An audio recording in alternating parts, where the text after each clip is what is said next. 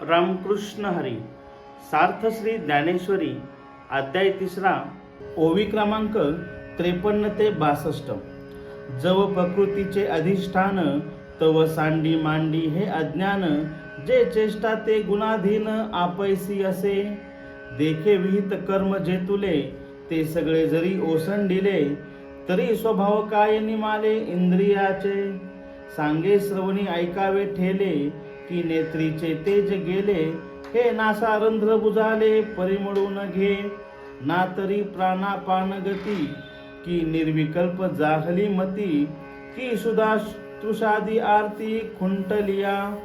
हे स्वप्नाव बोधू ठेले, चरण चालो विसरले. हे असो काय निमाले जन्म मृत्यू.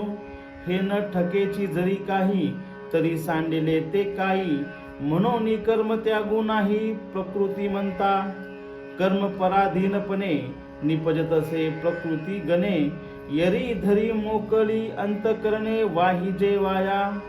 देखे रथी आरुढीजे, मग जरी निश्चळू बैसीजे. तरी चळू होऊन हिंडीजे परतंत्रा. का उचलिले वायू वशे, चळे शुष्क पत्र जैसे. निचेष्ट आकाशे परिभ्रमे, तैसे प्रकृती आधारे. कर्मेंद्रिय विकारे, निष्कर्म ही व्यापारे निरंतर. अर्थ: जोपर्यंत जीवाला शरीराचा प्रकृतीचा आश्रय आहे, तोपर्यंत मी कर्माचा त्याग करीन अथवा कर्म करीन असे म्हणणे अज्ञानपणाचे आहे. कारण जेवढे म्हणून कर्म घडत असते, तेवढे स्वभावतः सात्विक, राजस, तामस गुणांच्या अधीन असते. असे पहा की जेवढे म्हणून विहित कर्म आहे, तेवढे जरी करावयाचे सोडून दिले, तरी इंद्रियांचे स्वभाव नष्ट झाले आहेत काय? कर्माचा त्याग केला म्हणजे कानांचे ऐकणे बंद झाले का? डोळ्यांची रूप पाहण्याची दृष्टी गेली आहे का? अथवा नाकपुड्या बुजून वास येण्याचा झाला, असे कधी होते का? सांग. किंवा प्राण अपान या दोन्ही वायूंच्या क्रिया थांबल्या आहेत काय? किंवा बुद्धीचा कल्पना विलास थांबला आहे का? किंवा भूक, तहान लागणे इत्यादी पीडा थांबल्या आहेत का? स्वप्न व जागृत अवस्था या बंद पडल्या आहेत काय? अथवा पाय चालणे विसरले का?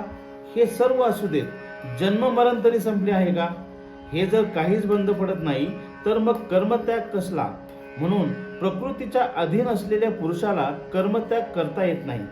मनुष्य प्रकृतीच्या अधीन असल्यामुळे सत्व, रज, तम हे 3 प्रकारचे गुण त्याच्याकडून कर्म घडवितच असतात. परंतु माणूस मी हे कर्म करतो अथवा या कर्माचा त्याग करतो असा व्यर्थ अभिमान अंतःकरणात बाळगत असतो. एकदा माणूस रथावर आरूढ झाला आणि काही न करता स्तब्ध झाला, तरी देखील तो रथाच्या अधीन असल्यामुळे रथाचे फिरणे म्हणजे तोच फिरला असे होते. एखादे वाळलेले झाडाचे पान काही न करता पडलेले असते, परंतु जोराचा वारा सुटला की ते वाऱ्यामुळे आकाशात इकडे तिकडे फिरत राहतेच. त्याप्रमाणे प्रकृतीच्या आधाराने आणि कर्मेंद्रियाच्या विकाराने निष्काम माणूसही नेहमी कर्म करीत असतो.